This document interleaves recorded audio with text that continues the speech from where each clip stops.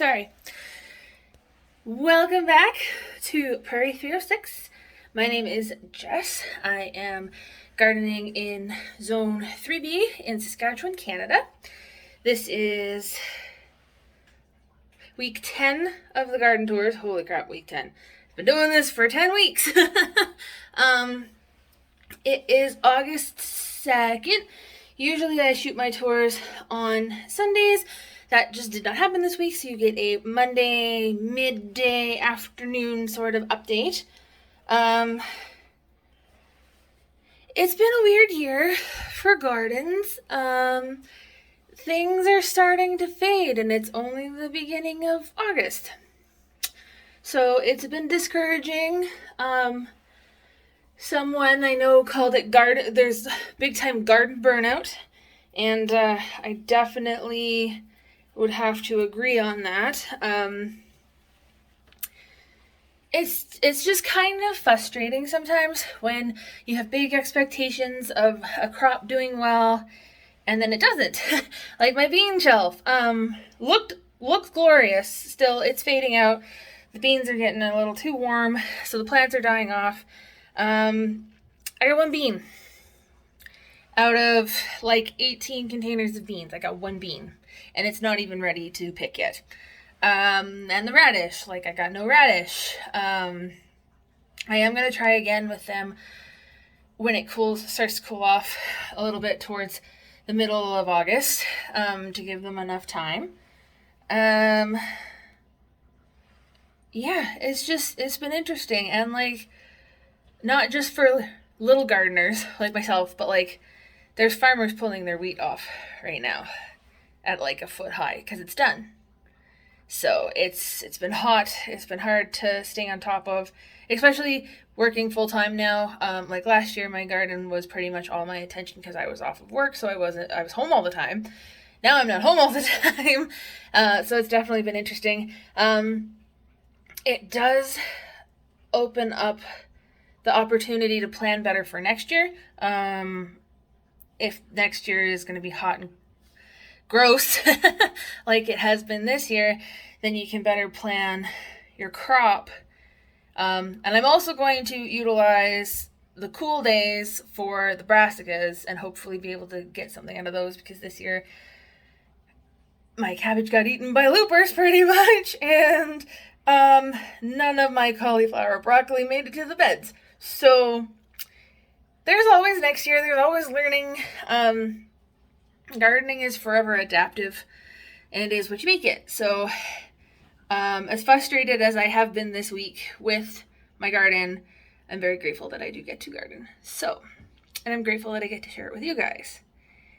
And without further ado, I'm going to do just that. I hope you enjoy this tour this week. It's a little bit shorter, but that's what happens when there's less things to show. Anyways, I hope you guys enjoy. Thanks. Okay. Here's a little update. I got all those capricola that were there. Did not take well to transplanting in 30 odd degree heat, so they all got ripped out.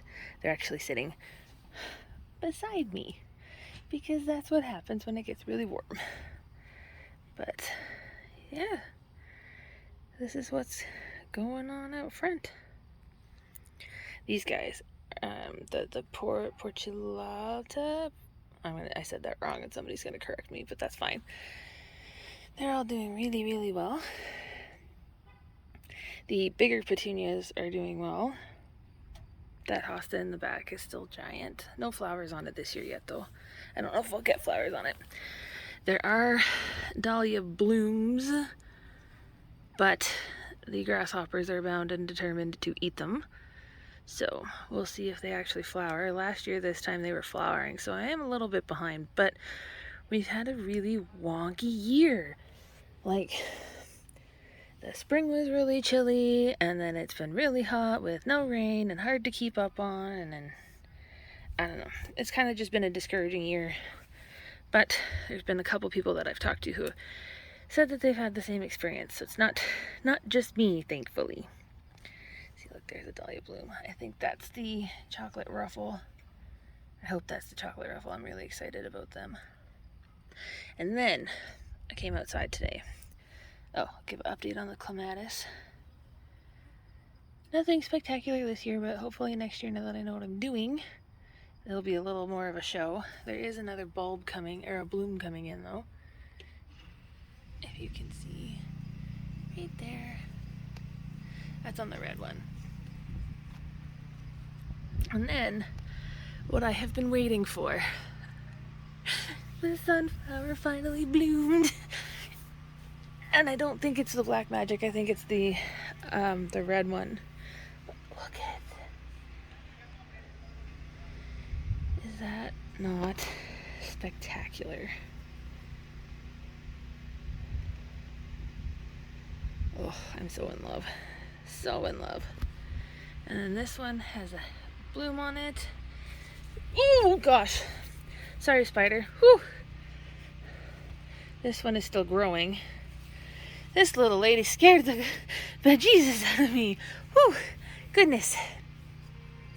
I'll just respect her guarding my front flowers. These petunias are doing well. And then if we go up, pick that up later, my lovely under the porch. Go upstairs. Still glorious. The nasturtiums are not liking the sun. But this canna is just gorgeous. And I'm very glad that I have seeds to save from it. Potato vines. I think next year I'm going to do something different for flowers along the railing because these metal containers get really hot. And I'm not home enough to water twice, 3 times, 4 times a day. So they're struggling a little bit. The snapdragons are being amazing.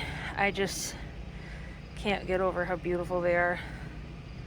Oh, and then the flowers in the front there are doing well. No children have destroyed it yet, thankfully. And then, yeah. The coleus have completely snuffed out the colocasia. I didn't even get a chance. Oh, I mean, I had a chance and I've been saying I should do it and I just never did. So now the colocasia are done because they are just completely coated or covered up by these coleus that are flowering, which is going to be beautiful. They have really nice purple flowers. This container, I'm just letting it do what it wants to do because I dislike this dirt a whole lot. And next year, I'm not going to be using this dirt mix because it's been very disappointing and very frustrating to deal with. The other container with the coleus. And the cannas with the snaps. Yeah. So that's a quick little update of the front. Now, we will head over into the backyard. Oh, one sec here. So, things are a little crispy back here. Because like I said, you water 3 times a day, and it does not seem to make a difference. So, got peppers that are doing pretty well, actually. There's finally flowers on the candy stripe bell, which I'm very excited about. Tomatoes are just flush with tomatoes. Oh, hello, dragonfly. I don't know if you guys can see him. Maybe right on this leaf in here, I don't know. Yeah, got tomatoes galore, peppers, lots and lots of peppers, a cucamelon that is almost ready. These petunias are done, but I will grab seeds from them and hopefully be able to start my own next year, which would be very exciting. Let's see. Tomatoes, basil, more cucamelons. Ouch. These are almost ready. They're almost ready. I'm so excited to eat these tomatoes. I feel like I've been waiting forever on them. We've got a poblano pepper right here. A little bit of sunburn on it, not too bad. Yeah. The beans are pretty much done. I think I got one bean growing in this entire shelf. So that's pretty disappointing. But I think the biggest issue is the dirt that we used. And the Tabasco pepper, Janie. This guy's just loving his life. My volunteer tomato has flowers, so I'll hopefully be able to see what that is soon. And then tomato jungle. There's a tomato plant that has reached the top of the canopy. The corn is quickly getting up there. The peas are up there. If you'll notice, a lot of the cucumbers are down because they did not survive the wind or the thunderstorm. They just did not bounce back. The cabbage there is completely laced, unfortunately. So I'm keeping it there as a trap crop right now for the cabbage loopers that want to continue to eat my cabbages. But if they're eating those cabbages, they're not eating the ones back over there. So hopefully we will get some. Beets and tomato, or not beets, beets and carrots, that's what it is, are doing really well. I'll probably attempt to plant radish again. The pansies in the back there are doing really well, getting chewed on by the leaf cutter bees. Yeah, so I guess now it is rubber boot time. So I can go show you the other bed there. Oops, sorry, my finger in the way. Oh, we have a garden critter too. Found that out last night. Got a little mouse that wants to make his home back here.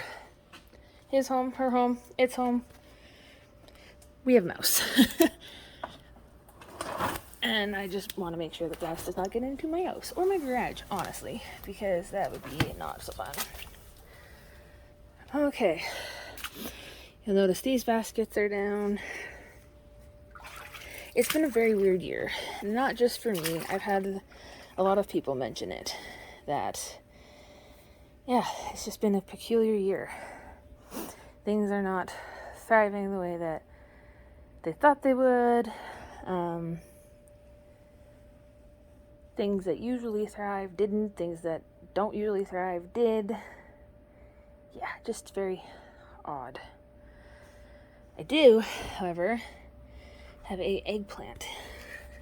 And it is one of the piccolo eggplants, and I am so excited. And then these two eggplants are very tall. And they do have flowers on them. So hopefully I'll get regular eggplants too. That'd be pretty awesome. Celery is just about ready to pull.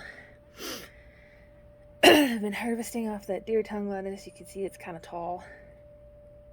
I don't know if you can see, but there's green zebra tomatoes in there. Those are going to be so good. More tomatoes. But yeah, this was a really good year for tomatoes. Really good year. So far, I have not gotten another zucchini yet, but I'm home today, so as soon as this flower fully opens up this morning, I will be pollinating it and hopefully getting at least another zucchini. And you'll notice that a whole bunch of squash are gone because I am out of days. Hey, how are you?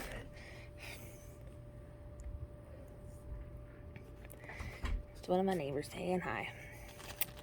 But yeah, they were not putting out female flowers, so I was out of time. So instead of depleting my raised bed here, I decided to pull them, and we're taking them to his grandmother's to put in her compost because she helped us out with giving us compost this year, so we're going to return the favor by giving her stuff to put into her compost.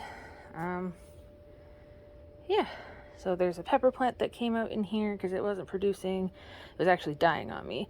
The endive is all gone. The parsnip never came up. The watermelon is trying. The potatoes are getting to the point where they're almost done. The lettuce bin is doing fantastic, and I no longer have to buy lettuce, which is great. Yeah. Oh, and if you can see, there's some peppers in the ones in the bed. So that's exciting. However, I don't think I will do peppers in the bed again because it's hard to monitor just how much water they're getting. So if I will be doing peppers just in containers. But yeah, I watered last night. I will have to probably come out and water again tonight because it's very hot. My little cucumber here, I am letting that go past the point of being consumable so that I can store its seeds. The cucamelons are doing really well in the baskets. Yeah. So it's not usually as long as my videos typically are, but that's what happens when there's a little bit less to show. Hopefully soon there'll be carrot harvests and beet harvests, and the onions will be coming up soon because their tops are dying off and flopped over. And yeah, it'll be harvest time here pretty freaking quick. And I've already got plans and stuff for next year. So even though this year was pretty difficult for a lot of people really said that they are struggling. And the only people I personally know who have like stellar, amazing, super bountiful gardens are the people who are home all the time. But yeah. Oh look, I don't know if you can see that. Did he fly off? Oh no, he's right there. I have a visitor. But yeah. Anyways, this week's a little short and sweet, but that's okay. Sometimes there's just not a whole lot to show. Anyways, thank you guys for hanging out with me on a Monday morning because I did not shoot yesterday. Hanging out in my little patch of paradise with all its frustrations and good things too. Anyways, see you guys next week. Thanks. Bye-bye.